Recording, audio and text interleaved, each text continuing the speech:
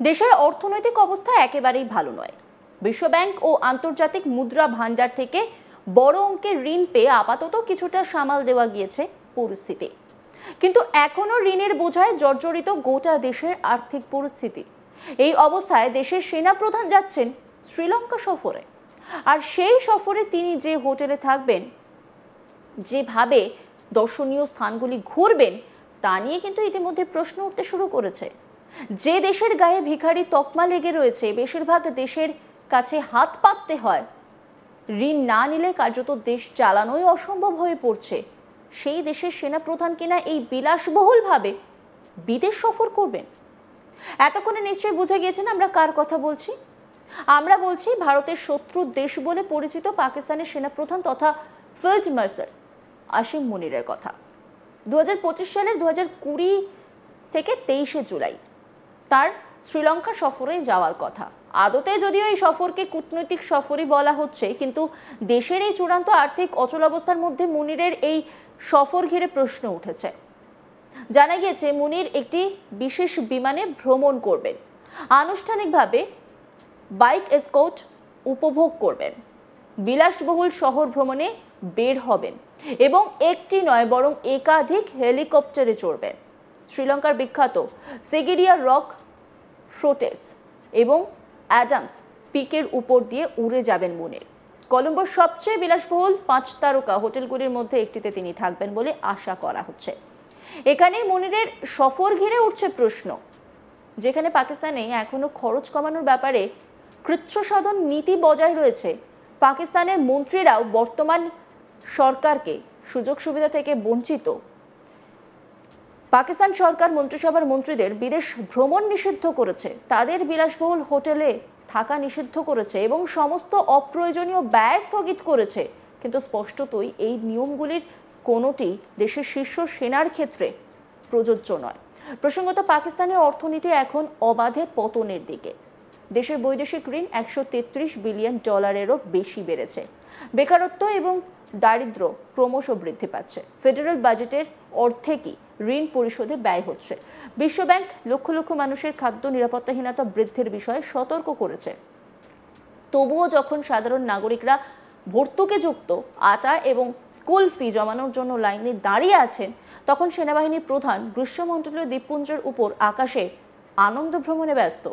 এই বিষয়টা ঠিক নিতে পারছেন না দেশের সাধারণ মানুষই। সোশ্যাল মিডিয়ায় ক্ষোভ উগরে দিয়েছেন দেশবাসী। সোশ্যাল মিডিয়ায় মুনিরের সফরকে ভাঙা পিঠের উপর আনন্দের যাত্রা এবং জাতীয় বেদনার উপহাস বলে অভিহিত করেছেন বহু মানুষ। এছাড়াও মুনিরের এই সফর আরও কয়েকটি দিক দিয়ে গুরুত্বপূর্ণ, কারণ কিছুদিনের মধ্যেই ভারতের প্রধানমন্ত্রী নরেন্দ্র মোদী মালদ্বীপ সফরে আসবেন। ফরাসি সংস্থা আনসিন ল্যাবসের একটি স্যাটেলাইট গোয়েন্দা পর্যবেক্ষণে উদ্বেগজনক কার্যকলাপ উন্মোচিত হয়েছে। জানা গিয়েছে বঙ্গোপসাগরে কয়েকদিন ধরে কাজ করা একটি চীনা গবেষণা জাহাজ ইচ্ছাকৃতভাবে তার অটোমেটিক আইডেন্টিফিকেশন সিস্টেম বন্ধ করে দিয়েছে, যা একটি জাহাজের অবস্থান সংকেত দেওয়ার জন্য একটি স্বচ্ছতা সরঞ্জাম। অ্যানসন ল্যাবস জানিয়েছে জাহাজটি সমুদ্রতল ম্যাপিং এবং অ্যাকোস্টিক নজরদারির সঙ্গে সামঞ্জস্যপূর্ণ রেডিও ফ্রিকোয়েন্সি নির্গত করছিল, যার কার্যকলাপ স্পষ্টভাবে সামরিক মূল্য বহন করে। এই তথ্য ভবিষ্যতের সমুদ্রতল যুদ্ধে গুরুত্বপূর্ণ জ্ঞান সাবমেরিন করিডোর ম্যাপিংয়ে চীনের আগ্রহ নিয়ে ক্রমবর্ধমান উদ্বেগকে আরও বাড়িয়ে তুলছে।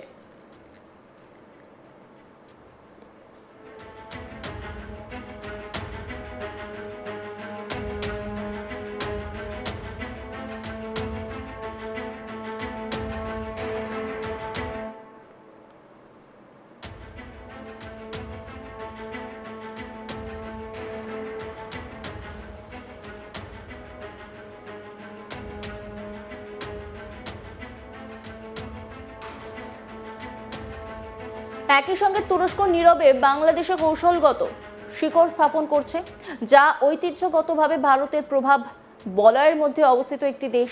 মঙ্গলবার বাংলাদেশ সেনাবাহিনী ফেসবুকে নিশ্চিত করেছে যে তুর্কি প্রতিরক্ষা শিল্প সচিব হালুক গার্গুন প্রতিরক্ষা সহযোগিতা আরও গভীর করার জন্য ঢাকায় তাদের সেনা প্রধানের সঙ্গে দেখা করেছেন। উভয় পক্ষ প্রযুক্তি হস্তান্তর এবং সামরিক সরঞ্জামের সহ উন্নয়ন নিয়ে আলোচনা করেছে বলে জানা গিয়েছে।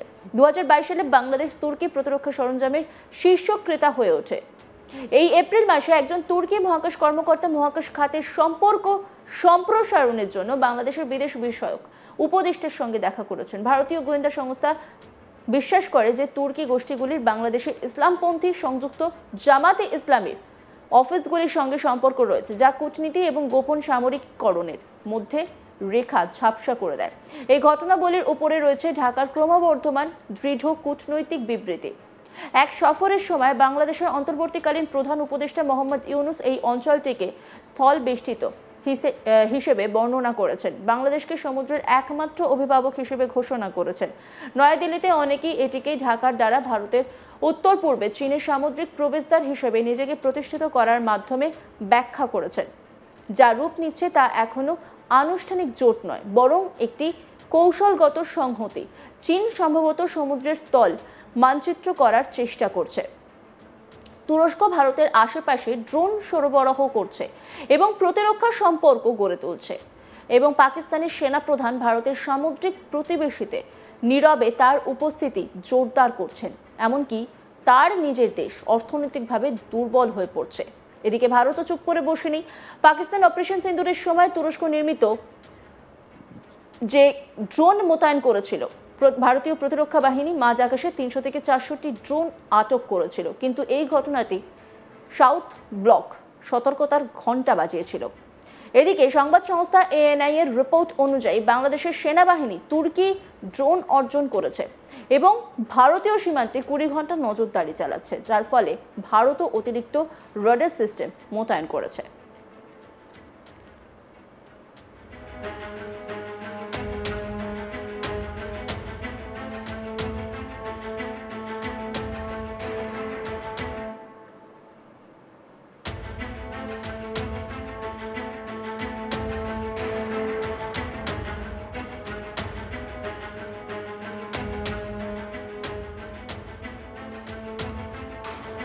দেশের অর্থনৈতিক অবস্থা একেবারেই ভালো নয়। বিশ্ব ব্যাংক ও আন্তর্জাতিক মুদ্রা ভান্ডার থেকে বড় অঙ্কের ঋণ পেয়ে আপাতত কিছুটা সামাল দেওয়া গিয়েছে পরিস্থিতি, কিন্তু এখনো ঋণের বোঝায় জর্জরিত গোটা দেশের আর্থিক পরিস্থিতি।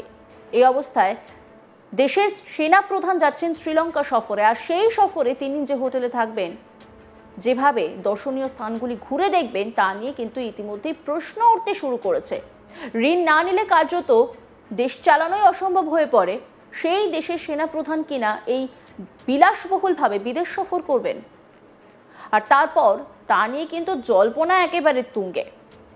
অন্যান্য খবরের আপডেটের জন্য অবশ্যই নজর রাখুন আজ তাক বাংলার ইউটিউব স্ট্রিমিংয়ে। লাইক, কমেন্ট, শেয়ার এবং সাবস্ক্রাইব করতে ভুলবেন না।